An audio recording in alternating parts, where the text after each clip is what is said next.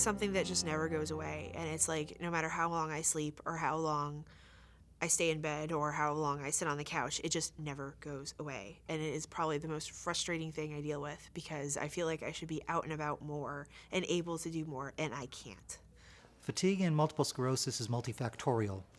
You can't say that there's one specific type of fatigue. Primary fatigue means it's due to the disease itself. Secondary fatigue means it's some type of adaptation to the fatigue. The classic example of that is as a result of the fatigue, the person becomes more sedentary. They don't move around as much, and that leads to more tiredness, more fatigue, more difficulty with getting through activities of daily living, more difficulty with walking. Of the primary fatigue, it can be separated into two general types. One we like to call lassitude. It's simply an overwhelming feeling of exhaustion. It's not like your arms are tired or your legs are tired, but like your whole body is tired. The other type of primary fatigue is sometimes called motor fatigue or poor endurance.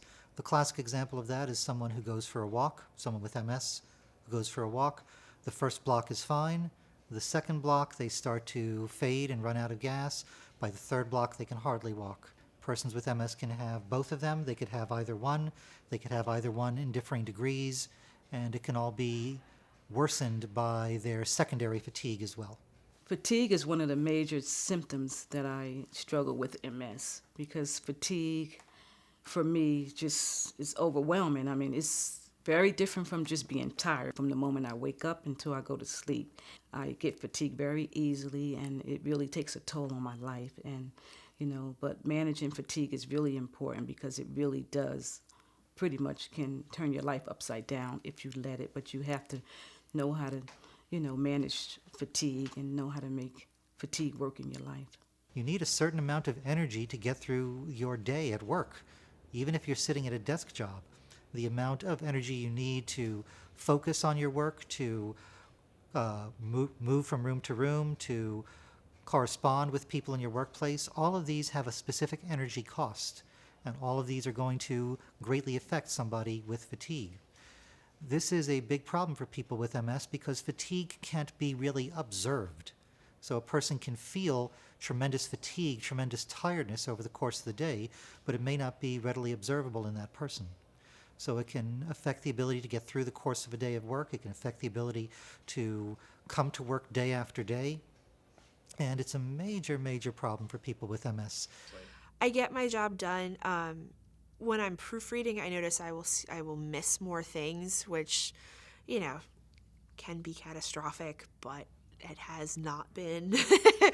And if I know something's especially important on days that I'm feeling tired and I feel like I may have missed something because of my fatigue, I'll ask someone else to take a second look at something or to back me up. So some of the things I've tried to do to mitigate my fatigue and to accommodate myself for it is the night before I try to pick out what I'm going to wear, try to make my lunch, try to get everything together so that I'm not running around like a mad woman in the morning, and so that that's an energy drain right there.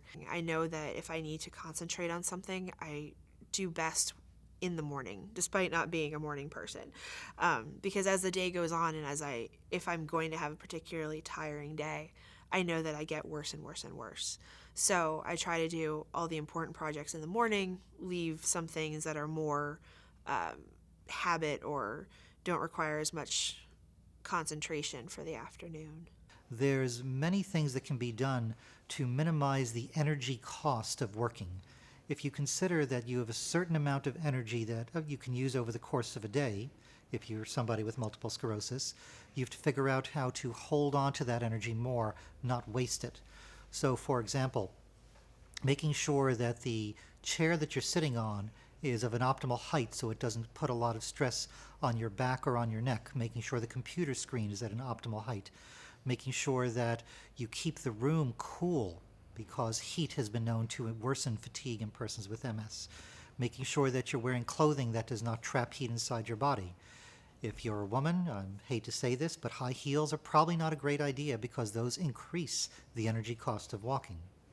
Making sure that you keep yourself well hydrated. Making sure that the tasks that you do over the course of the day, you try to bundle. So rather than getting up and getting down several times over the course of the day to get up and perform an errand, you try to do it all at once, so you minimize the amount of work that you do at one specific time.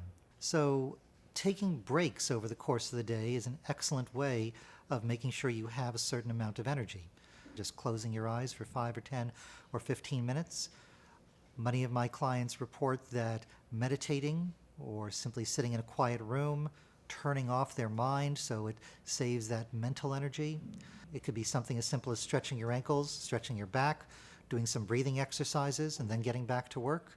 I am very active in the community, so the type of work that I do consists of volunteer work, community service work. In addition to that, I'm a student, so everything I have mentioned requires work, and work makes me tired, and the fatigue just sets in, and I really have to use strategies to manage my fatigue. And some of the strategies that I have used, or some of them are, medically I have to take medication, but I use holistic approaches and other approaches that have helped me, acupuncture and aquatherapy, and just relax and taking time out to listen to your body is really important.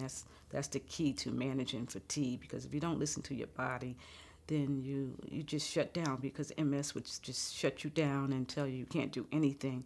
And that really is a major symptom, that you have to know your body and listen to your body and know how to pace yourself.